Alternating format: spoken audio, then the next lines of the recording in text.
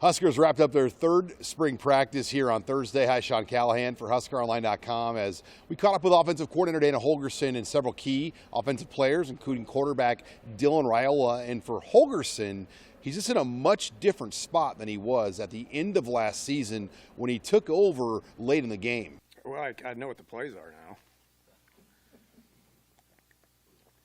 You know, I had a base understanding of the offense. You know, I sat there, I explained to y'all, I don't remember when it was, but, you know, that was, it was challenging, you know, to come in and, you know, dissect everything and figure out, you know, who we wanted to get the ball to, figure out what plays we wanted to run. I did narrow it down by about 50%, you know, and then came up with the call sheet and, you know, over the course of those 4 games, you know, every game when I was calling it, I understood it a little bit more, obviously, right? And so that was what it was. And then, you know, January 2nd came back, and I think Coach wanted me back on like January 1st, and I was like, I need at least a couple days off here. You know, I've never worked so hard in my life, but you know, coming in, so it was good that I didn't have to go out on the road. Okay, so January, I didn't have to go out on the road, which was awesome. So I sat here for a month and just watched every cut up, you know, and figured out stuff I wanted to do, figured out stuff that I didn't want to do. You know, there's subtle changes in terminology. There's subtle changes in, you know, whether it's sets or plays or whatever. But the majority of it's going to stay the same. I mean, you know, we have good coaches here. This is a good scheme. You know, it makes sense to Dylan. It makes sense to Coach Raiola, which from an O-line perspective is incredibly important. You know, made some changes with, you know, the pass game and, you know, with some different sets and stuff that makes sense to me, and just kind of kept narrowing it down. I came up with three good installs that we've been through a couple of times, and you know, it's I got to figure out what our team is, what our offense is, as far as what the direction it goes. You know, I can take the same offense that we had. I'm going to be a lot more comfortable with it, but then tweak it based on what I see being good, seeing bad. You know, and that's what spring football is all about. So excited to be in it. You know, been here working with them for 4 weeks, and in the off-season stuff, mat drills, you know, commitment week. But we got some football stuff in, so we set our spring installs based on that, and we've been through it, you know, 3 times right now. So all that's good. Excited about it. Now it's just figure out who are our players, who are our better players, what do we do well.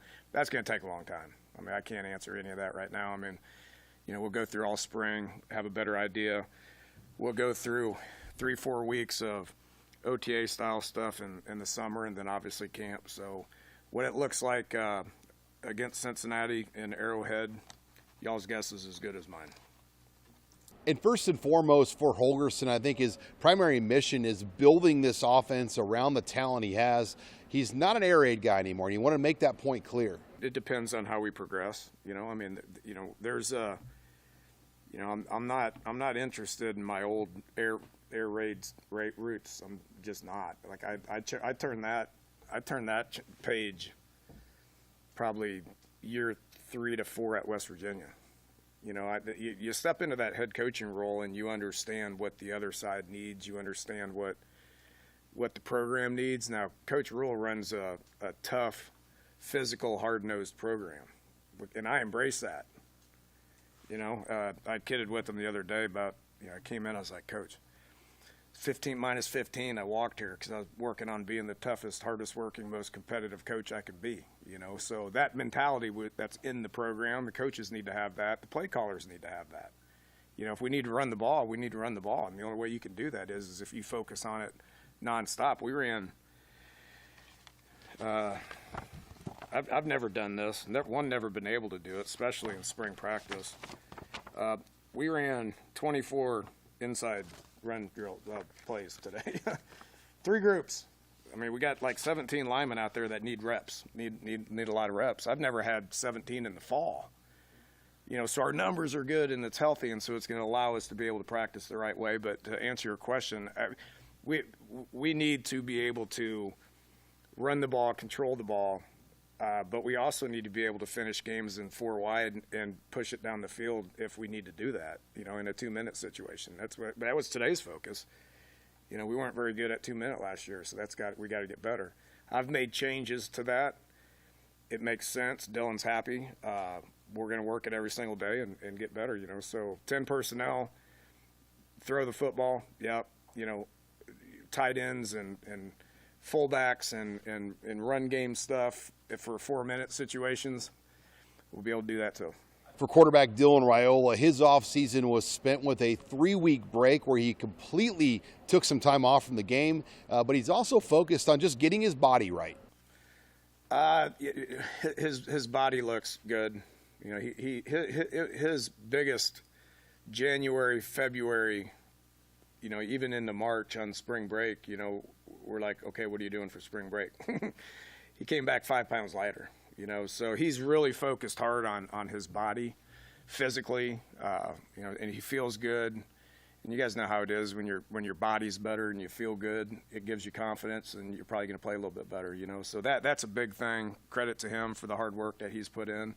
If I'm being honest, it sucks. I'm just being honest, it's a constant grind every day. Sometimes you don't see change right away. In this instant, physical body standpoint doesn't change in a day, doesn't change in a week, doesn't change in 2 weeks, not even 3. So it's just the consistency of staying on it and keep going. And I'm just grateful for our strength staff, our nutrition staff, even my dad. My dad's been involved heavily as well. So it's been a team effort. I'm grateful. I feel amazing right now. Probably the best shape I've ever been in.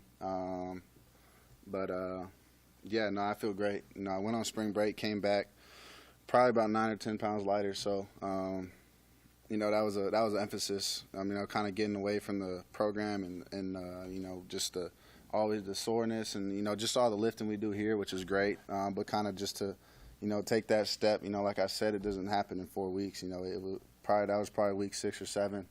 And it kind of all of a sudden snapped, and here we are. It's perfect time, ready to spring ball. There's a lot of excitement about these new receivers in the program. We caught up with Jacory Barney. Also, Raiola talked about some of the receivers and the impact they've already made. I'd probably say everything. Like, if you came, you was like everything, ball skills, just the talent. The talent ceiling is crazy. Those guys, we got a lot of guys to compete.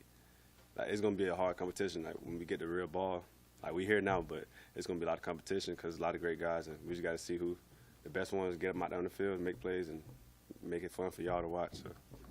It's like a car guy that loves cars. It's like Ferraris and Lamborghinis and all those kind of cars. So it's a blessing, honestly, to look out there, look right, look left, and you have multiple options to choose from, and guys rolling in as well. So. It's been a lot of fun.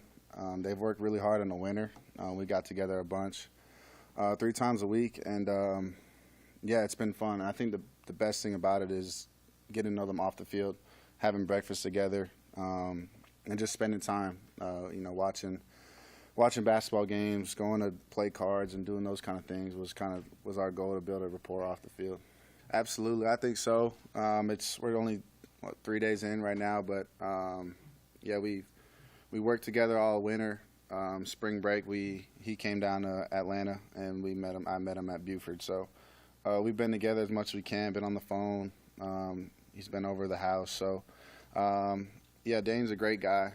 I think it's hard for people not to like him, especially the way he works and how much he's in here. Sometimes I'll walk in here and he'll still be in here. I think the guys gravitate to that, and they see that from a veteran guy, and it kind of pushes the room. And for a couple of those newcomers like Dane Key and Hardly Gilmore, it's been a smooth transition, Jacory Barney said, because their position coach, Dakiel Shorts, came with them to Lincoln. It's pretty smooth. They know what he wants, so they kind of could come in and be considered as some vets too, because they know what coach wants. So I kind of some things I'll let them go first to show me what he wants right here, like certain drills and stuff. And they know what he expects. And I know what he expects, so, just do it. Meanwhile, at running back, Holgerson is very excited about the progress he's already seen from Emmett Johnson. Yeah, well, we know what Emmett can do. I mean, he showed it when I got here real quick, and so, he to me looks like a different kid right now based on the fact that he's confident. He's got some good stuff ahead of him.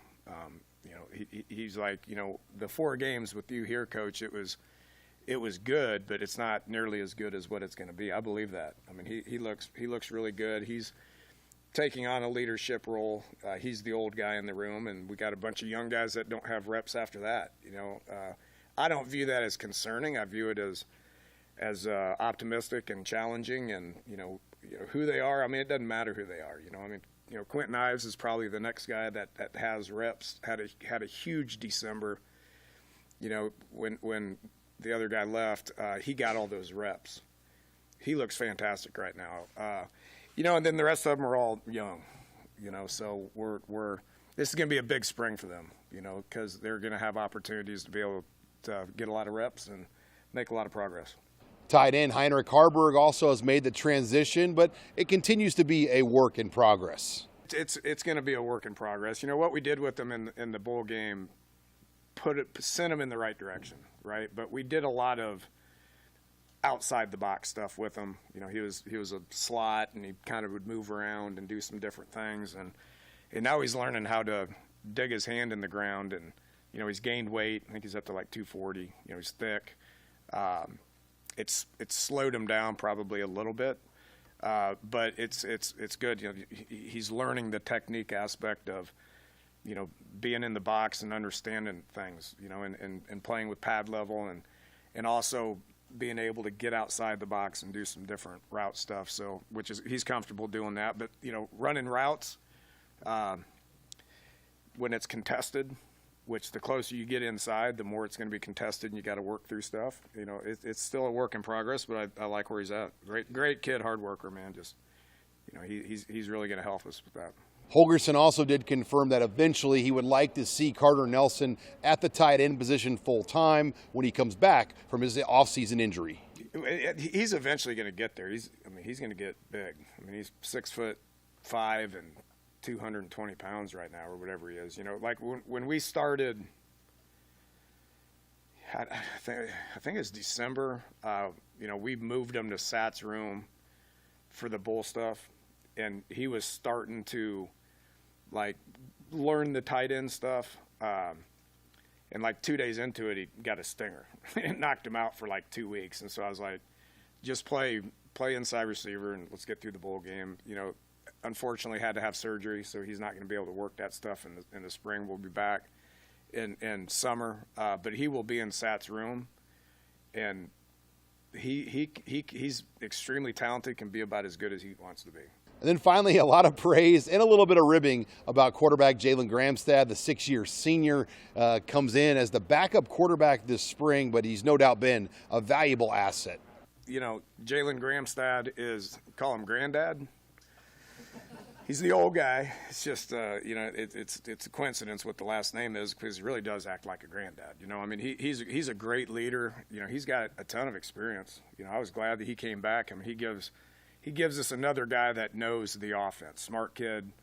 Got a lot of reps last year, especially in January, in February or December. He got a lot of reps because he was the number 2. And so. He throws a good ball. He knows the offense. He knows the terminology. Kids like him. Feel comfortable with him. Just call him Granddad. He's an old man. I love it. When I talked to him after the season about coming back, it was kind of, I don't know.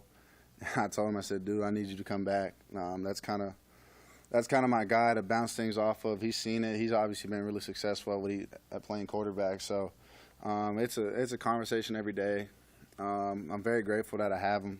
I can talk to him, approach him, and it's the same back. It kind of betters ourselves for on the field, and then off the field, like we just have a lot of fun. Like today, we're all going out to play golf today at 3:30. So, those are the things that kind of from last offseason, kind of not knowing the guys, to now it's like, all right, we can play football and go watch film together before we hit the golf course. But then we're out there, it's we don't talk about football. We just roll out there, we talk trash, we play golf, and we just enjoy being around each other. Huskers are back one more time this week. On Saturday will be their 4th spring practice. Reporting with the Nebraska football team in Lincoln, I'm Sean Callahan of HuskerOnline.com.